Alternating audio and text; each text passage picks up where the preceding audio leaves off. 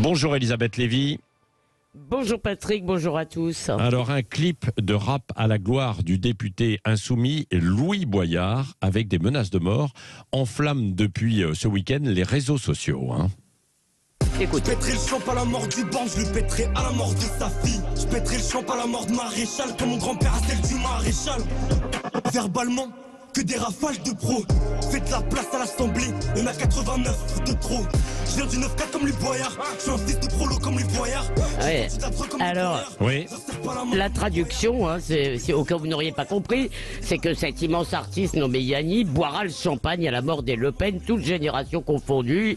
Il est aussi question de passer le cordon sanitaire au cou des députés RN, de grands remplacements, de drapeaux algériens sur les mairies, de fachos à saigner. Le refrain, c'est une ode à Boyard qu'on voit attablé à un kebab. Comme lui, j'ai vendu de la drogue, comme lui, je leur serre pas la main. On suppose que le député avait accepté, en tout cas, il n'a pas protesté. Bon, la haine de la France, la fixette obsessionnelle sur le RN, l'apologie de la violence, tout l'arsenal idéologique du nupiste en classe maternelle y est. Comme disait Philippe Muret, parfois, la jeunesse est un naufrage. Oui. Alors est-ce qu'il faut parler de ce sujet qui peut sembler en fait dérisoire et faire aussi de la pub à cette occasion à ce rappeur inconnu? Oui, pas sûr, hein. Vous avez peut-être raison Patrick, mais le coup est parti, il faut le boire, si j'ose dire. Alors qu'un élu cautionne l'appel au meurtre de ses collègues dans une langue, misérable de surcroît, c'est fâcheux. De plus, il y a en ce moment une petite musique d'aristocrate à la lanterne dans la NUPES, après Marine Tondelier et son monde sans milliardaire. C'était Jean-Luc Mélenchon qui maudit Macron le 21 janvier, anniversaire de la décapitation de Louis XVI, cocarde tricolore au poitrail. Alors on imagine que la guillotine qu'il semble promettre au président est symbolique, mais le symbole est lourdingue. La seule guillotine qui tienne, bien sûr, en démocratie, ce sont les élections, et la tête de Jean-Luc Mélenchon a déjà roulé 3 fois côté perdant.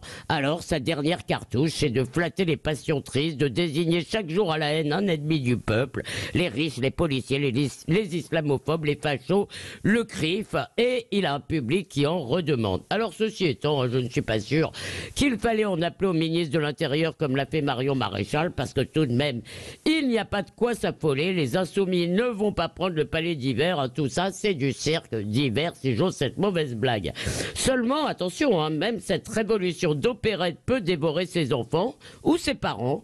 Comme le suggérait Rada Lévy dans le Figaro, un jour, c'est Jean-Luc Mélenchon, entouré de féministes en colère et d'insoumis excédés par ses manières de tyran, qui sera emmené sur une charrette, attention, symbolique évidemment. Et Lévy sans interdit, si vous voulez réagir donc à ce sujet avec ce rap qui appelle, c'est une incitation en fait au meurtre, vous pouvez nous appeler 0826 300 300, nous y reviendrons tout à l'heure à 9h-20 dans les grands débats du matin. Tous discutent entre Éric Revel, Arlette Chabot, et évidemment on reviendra sur les retraites. Nous en parlerons aussi dans un instant avec mon invité politique Nathalie Arthaud, la porte-parole de Lutte ouvrière, 8h13.